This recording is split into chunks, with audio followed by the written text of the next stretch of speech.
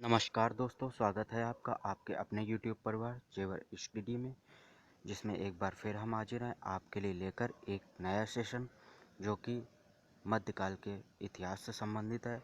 जी हाँ दोस्तों, पिछले वीडियो में जैसा कि आपने भारत पर अरबों के आक्रमण के बारे में पढ़ा और तुर्क आक्रमण एवं अफगान आक्रमण के बारे में पढ़ा, अब आज के वीडियो में हम आपको दिल्ली सल्तनत यानी सल्तनत काल के बारे में बताएंगे।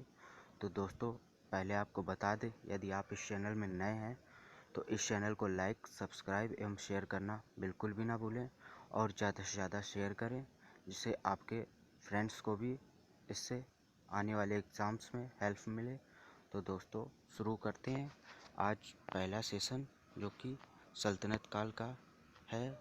और ये आपका सेशन बात करें तो सल्तनत काल जो कि 1206 ईस्वी से 1526 ईस्वी तक का काल है, उसे सल्तनत काल के नाम से जाना जाता है। तो दोस्तों, सल्तनत काल में बात करें तो पहले जो वंश आएगा वो है आपका गुलाम वंश। जी हाँ दोस्तों, शहाबुद्दीन मोहम्मद गौरी की मृत्यु के बाद 1206 ईस्वी में उसके गुलामों के मध्य जो संघर्ष शुरू हुआ, उस संघर्ष में उसके प्रिय गुलाम कुतुबुद्दीन ऐबक द्वारा जो 1206 ईस्वी में गुलाम वंश या दास वंश की स्थापना की गई। तो दोस्तों, गुलाम गुलाम क्या होते थे? गुलाम यानी बंदगा, जो कि युद्ध के लिए खरीदे जाते थे। जी हाँ दोस्तों, जी ये जो कुतुबुद्दीन ऐबक जो कि तुर्किस्तान का रहने वाला था और उस समय तुर्किस्तान में गुलाम व्यापार यानी दास व्यापार का बहुत ही प्रचलन था। तो दोस्तों, उसी दास व्यापार का शिकार आपका कुतुबुद्दीन ऐबक था, जो कि खरीद फरोख्त के द्वारा मोहम्मद गौरी की सेना में शामिल हुआ था। जी हाँ दोस्तों, तो ये भी मोहम्मद गौरी का प्रिय गुलाम था और कुतुबुद्दीन ऐबक के ही द्वारा तराइन के देती युद्ध में यानी 1192 ईस्वी में पृथ्वीराज चौहान को बंधक बनाया गया था और इसी वजह से कुतुबुद्दीन ऐबक मोहम्मद गौरी का प्रिय गुलाम था। तो दोस्तों, कुतुबुद्दीन ऐबक को उसकी उदारता के कारण लाख बख्श भी बोला जाता था और लाख बख्श यानी उसे लाखों का दान देने के कारण उसे लाख बख्श कहा जाता था। और कुतुबुद्दीन ऐबक ने अपनी राजधानी लाहौर में स्थापित की थी और जून 1206 ईस्वी में उसने अपना राज्याभिषेक कराया था। तो दोस्तों, कुतुबुद्दीन ऐबक ने अपनी राजधानी लाहौर इस वजह से स्थापित की थी क्योंकि कोई दिल्ली सल्तनत तक आ ना सके, यानी आक्रमण ना कर सके। उस समय ज़्यादातर आक्रमण जो होते थे वो आपके अरबों के आक्रमण या तुर्कों के आक्रमण या मंगोलों के आक्रमण, जो कि सभी सिंध प्रांत से होते हुए आते थे। तो इस वजह से कुतुबुद्दीन ऐबक ने अपनी राजधानी लाहौर में स्थापित की ताकि उनसे वो लाहौर में ही निपट सके और वो दिल्ली सल्तनत तक आ ही ना पाए।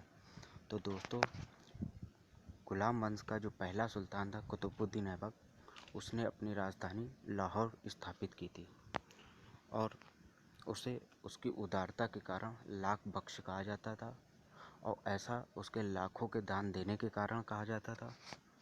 तो दोस्तों, कुतुबुद्दीन ऐबक की बात करें जो कि दक्षिणी दिल्ली में उसने कुतुब मीनार की नींव रखी थी और जो कि उसने अपने गुरु प्रसिद्ध सूफी संत ख्वाजा कुतुबुद्दीन बख्तियार काकी की स्मृति में निर्माण कराया था।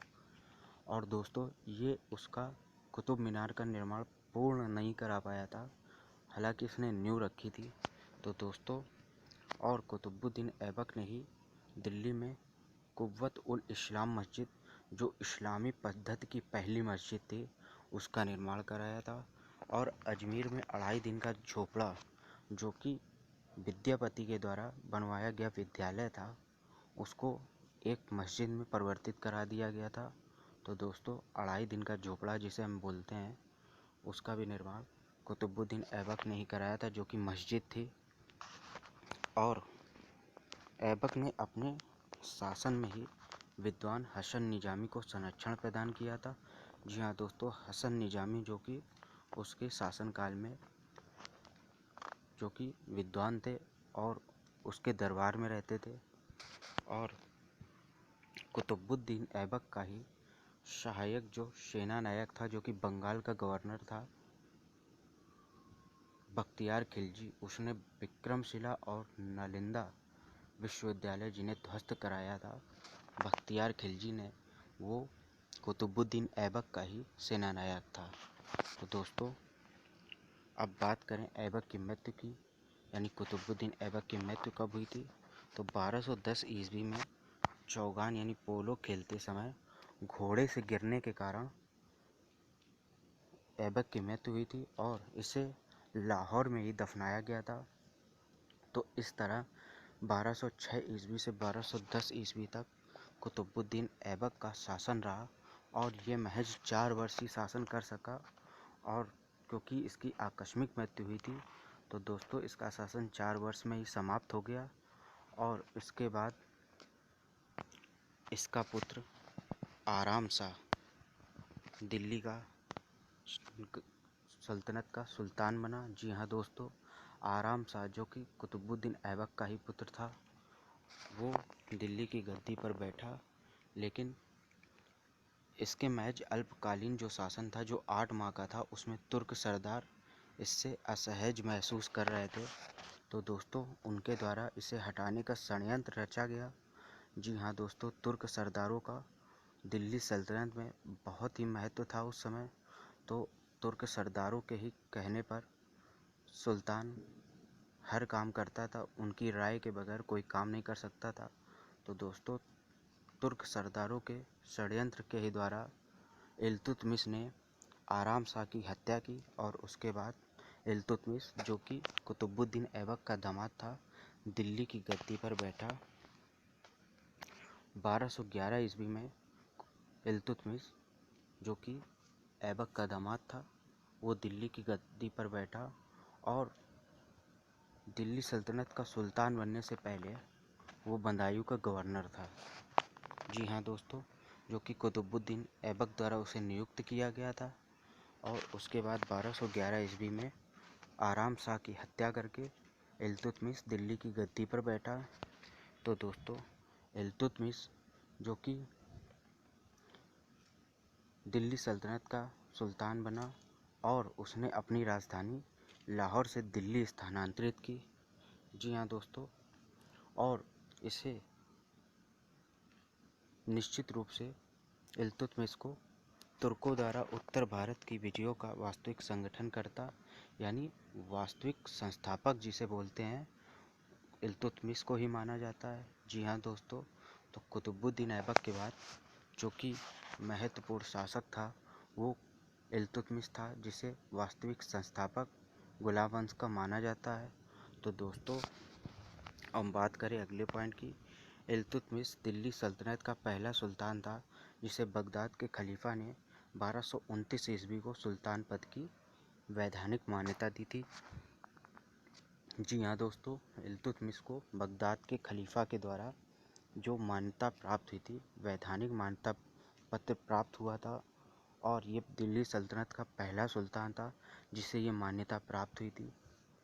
और अगले पॉइंट की बात करें तो चंगेज खां से बचने के लिए ख्वारिज्म के सम्राट जलालुद्दीन मंगबरनी को इल्तुतमिश ने शरण नहीं दी थी। जी हाँ दोस्तों, अब बात करें जलालुद्दीन मंगबरनी जो कि ख्वारिज्म के सम्राट थे।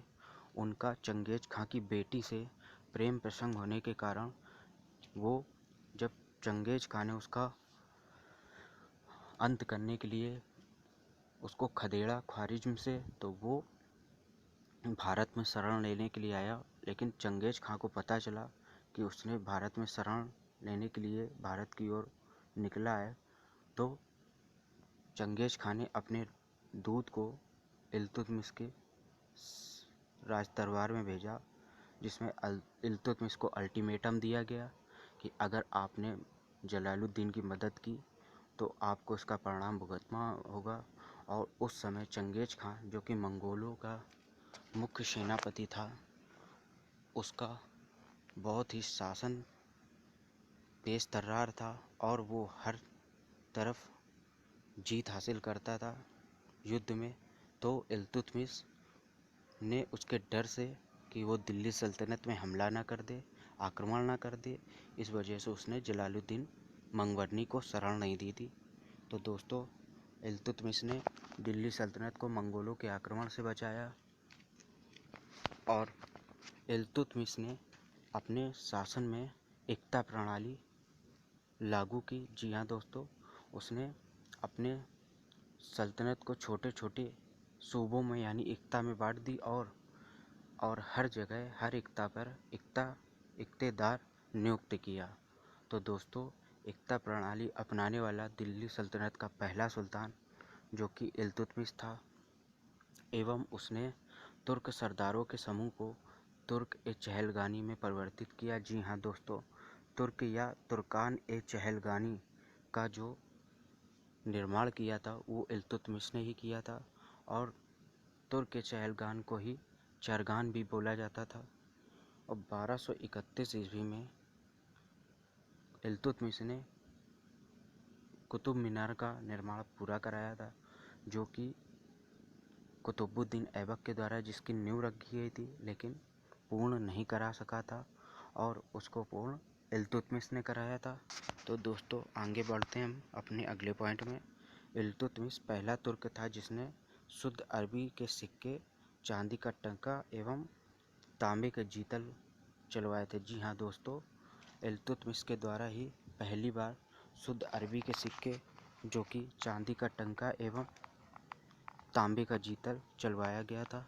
और बामियान अभियान पर आक्रमण के दौरान रास्ते में बीमार हो जाने के कारण इल्तुतमिश की 1236 ईस्वी में मृत्यु हो गई थी।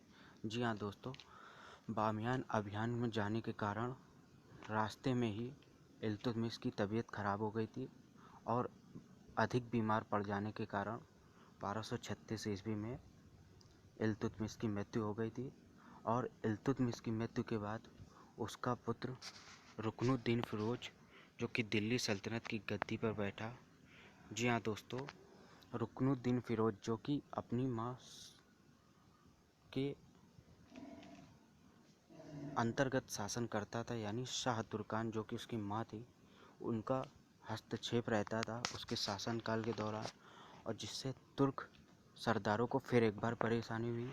जी हाँ दोस्तों, तुर्क सरदार जो कि बहुत ही अहम भूमिका निभाते थे अपने शासनकाल में, यानी दिल्ली सल्तनत के शासनकाल में।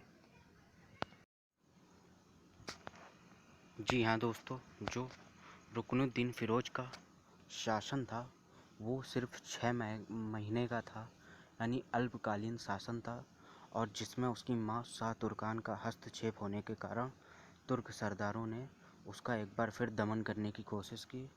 और रुकनुद्दीन फिरोज एवं उसकी माँ शाह तुर्कान की हत्या के बाद दिल्ली सल्तनत की गद्दी पर रजिया बैठी। रजिया जो कि इल्तुतमिश की पुत्री थी। जी हाँ दोस्तों, शाह तुर्कान एवं उसके पुत्र रुकनुद्दीन फिरोज की अवांछित नीतियों से परेशान होकर तुर्क चहलगानी ने रुकनुद्दीन को हटाकर रजिया को दिल्ली की गद्दी पर बैठाया।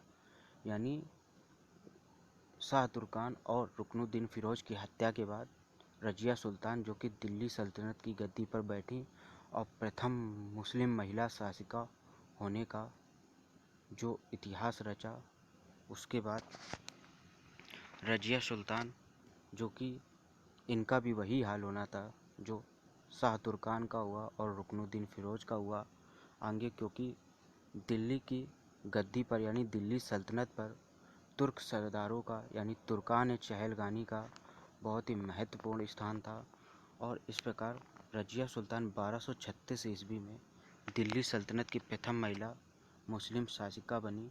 रजिया ने मलिक जमालुद्दीन याकूत जो कि गैर तुर्क था को अमीर अखूर यानी घोड़े का सरदार, जो कि घोड़े का प्रमुख था घोड़ों का, वो नियुक्त किए जाने पर तुर्क अमीरों में फिर एक बार आक्रोश हो गया कि गैर तुर्क को इतना बड़ा पद कैसे दिया गया।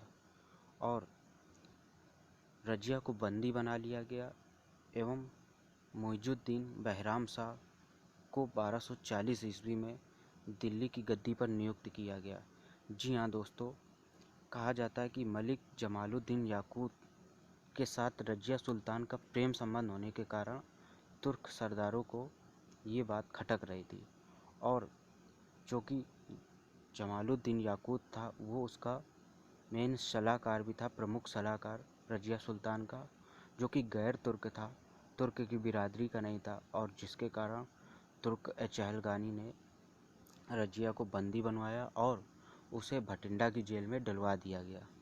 तो दोस्तों, दिल्ली की गद्दी को पुनः प्राप्त करने के लिए रजिया ने भटिंडा के राज्यपाल यानी अल्तुनिया से शादी की, जो कि उसने दोबारा दिल्ली सल्तनत की गद्दी पाने के लिए ऐसा किया था, और लेकिन वह अपने इस षड्यंत्र में भी असफल रही और रजिया की हत्या 1240 ईस्वी में ही डाकुओं द्वारा कैथल नामक स्थान पर कर दी गई। जी हाँ दोस्तों, अल्तुनिया से शादी इसी शर्त के आधार पर उसने की थी कि वो उसे दिल्ली सल्तनत की गद्दी दिलवाने में सहायता करेगा, लेकिन युद्ध हार जाने के कारण अल्तुनिया की भी हत्या कर दी गई और उसके बाद रजिया की भी हत्या हो गई, और याकूत को तो पहले ही मार दिया गया था। उसके बाद रजिया को भटिंडा की जेल में बंदी बना लिया गया था। तो दोस्तों, इस प्रकार रजिया सुल्तान का भी शासन समाप्त हुआ। अब बात करें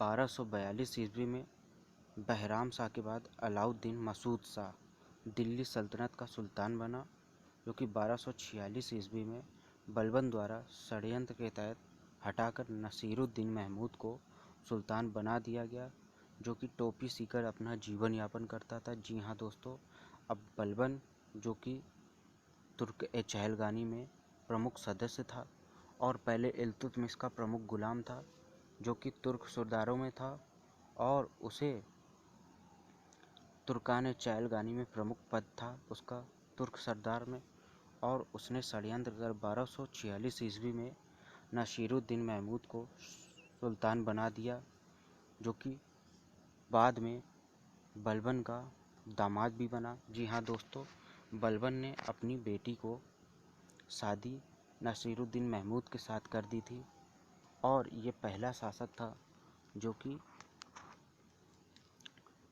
दिल्ली सल्तनत में टोपी सीकर अपना जीवन यापन करता था। और नसीरुद्दीन महमूद की मृत्यु के बाद 1266 ईस्वी में गयासुद्दीन बलबन, जो कि नसीरुद्दीन महमूद का ससुर था, और सुल्तान बना, जिसे महमूद ने ही यानी नसीरुद्दीन महमूद ने ही अपने शासनकाल के दौरान उलूग खां की उपाधि दी थी।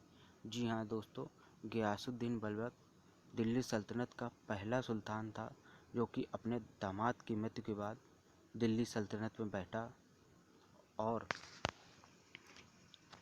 बलबन ने सर्वप्रथम यानी तुर्क चहलगानी, जो कि 40 तुर्क सरदारों का समूह था, उसका विनाश किया और अपने दरबार में सिजदा एवं पैबोस प्रथा की शुरुआत की। जी हाँ दोस्तों, तुर्क चहलगानी यानी चरगान या तुर्कान चहलगानी, जिसका खुद ही बलबन एक सदस्य था, लेकिन अपने शासनकाल के दौरान उसने तुर्क अमीरों का दमन किया, जो कि बहुत हस्तक्षेप करते थे दिल्ली सल्तनत पर। जी हाँ दोस्तों, उसने सबसे पहले इस दल का विनाश किया, यानी इसका अंत कर दिया। सभी दासों को यानी सभी तुर्क सरदार जो थे तुर्क अमीर, उनको उनकी हत्या कर उनका विनाश किया, और दिल्ली सल्तनत में 1266 ईस्वी में सुल्तान बना।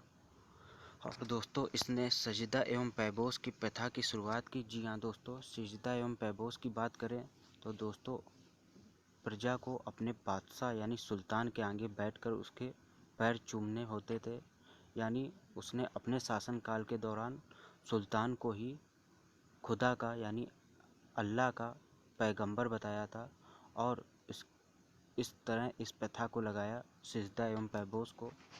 एवं बलबन ने फारसी रीति रिवाज का जो त्यौहार था नवरोज उत्सव, उसको प्रारंभ किया, एवं अपने विरोधियों यानी जो भी उसके ऊपर आक्रमण करते थे या षड्यंत्र रचते थे, उसके लिए उसने लव एवं रक्त की नीति अपनाई, यानी लव एवं नीति रक्त की बात करें, जो नीति थी उसकी, उसमें अपने दुश्मन को यानी विरोधी को मारकर बलबन उनके पत्नी एवं बच्चों को अपना गुलाम बनाता था। और मंगोलों से मुकाबला करने के लिए उसने सैन्य विभाग दीवान ए आरिज का पुनर्गठन किया, जो कि पहले बंद कर दिया गया था, और बाद में बलबन ने फिर इसकी शुरुआत की, दीवान ए आरिज की। तो दोस्तों, बलबन के दरबार में फारसी के प्रसिद्ध कवि यानी अमीर खुसरो एवं अमीर हसन रहते थे। अमीर खुसरो शुरुआत में बलबन के सबसे बड़े पुत्र मोहम्मद शाह के संरक्षक थे, और बाद में उनके दरबार में कवि बने, यानी प्रसिद्ध कवि थे, इतिहासकार भी थे, और हिंदी खड़ी बोली के जनक के रूप में भी अमीर खुसरो को जाना जाता है। तो दोस्तों, बलबन के दरबार में फारसी के प्रसिद्ध कवि अमीर खुसरो एवं अमीर हसन रहते थे।